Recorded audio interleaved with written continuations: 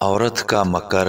بنی اسرائیل میں ایک بزرگ تھے، اس کی بیوی انتہائی حسین و جمیل تھی۔ پورے علاقے میں اس جیسی خوبصورت عورت کوئی نہیں تھی۔ اس علاقے میں ایک نوجوان آیا تھا، وہ بھی بہت خوبصورت تھا۔ اس عورت اور نوجوان کی نظریں آپس میں ملیں اور وہ دونوں ایک دوسرے کو پسند آ گئے۔ بزرگ کا معمول تھا کہ وہ صبح ایک پہاڑی پر جاتے اور شام کو واپس آتے۔ وہ نوجوان روزانہ اس کی بیوی کے پاس آتا، دونوں بدکاری میں پڑ گئے۔ بزرگ کو کسی طرح پتہ چلا کہ میری بیوی بدکاریوں میں پڑ گئی ہے۔ اس نے اپنی بیوی سے کہا کہ آپ نے زنا کیا ہے تو بیوی مکر گئی۔ بزرگ نے کہا کہ قسم کھاؤ۔ اس زمانے میں قسم کھانے کا طریقہ اس طرح تھا کہ اگر کوئی گواہی یا قسم دینی ہوتی یا کسی سے کوئی گناہ سرزد ہو جاتا تو وہ پہاڑ کی طرف چلے جاتے اور وہاں سارے فیصلے ہوتے تھے۔ راستے میں ایک دریا پڑتا تھا، وہاں پر لوگوں نے گھوڑے اور گدھے کھڑے کیے ہوتے تھے۔ اگر کوئی کسی عذر کی وجہ سے دریا پار نہیں کر سکتا تھا تو اس کو گھوڑے یا گدھے پر بٹھا کر دریا پار کراتے اور ان سے اجرت لیتے۔ بزرگ نے کہا چلو قسم کھانے چلتے ہیں، تو بیوی نے کہا کہ ٹھیک ہے، کل صبح چلیں گے۔ بزرگ کے جانے کے بعد جب وہ نوجوان اس عورت کے پاس آیا تو عورت نے ساری بات بتا دی اور کہا باقی آپ مجھ پر چھوڑ دو، آپ صرف ایک کام کر لینا کہ کوئی گدھا لے کر کل صبح دریا کے کنارے کھڑے ہو جانا، آپ مجھے گدھے پر بٹھا کر اس طرف لے کے جاؤ گے۔ نوجوان نے کہا کہ ٹھیک ہے۔ صبح ہوئی تو بزرگ اپنی بیوی کو لے کر پہاڑ کی طرف چل پڑے۔ جب دریا پر پہنچے تو عورت نے کوئی بہانہ بنایا کہ میں پیدل نہیں جا سکتی، تو بزرگ نے کہا کہ کسی گدھے والے کو بولتے ہیں، وہ ہمیں دوسری طرف لے جائے گا۔ انہوں نے آواز دی کہ کوئی گدھے والا آ جائے اور ہمیں ندی پار کرا دے۔ وہ نوجوان وہیں کھڑا تھا، وہ گدھا لے کر آیا، جو پیسے بزرگ نے بولے وہ اس پر راضی ہو گیا اور ندی کی دوسری طرف لے گئے اور پہاڑ کے سامنے پہنچے۔ اس پہاڑ میں اللہ نے یہ کمال رکھا تھا، اگر کوئی اس کے سامنے جھوٹ بولتا تو اسے آگ لگ جاتی اور اللہ اس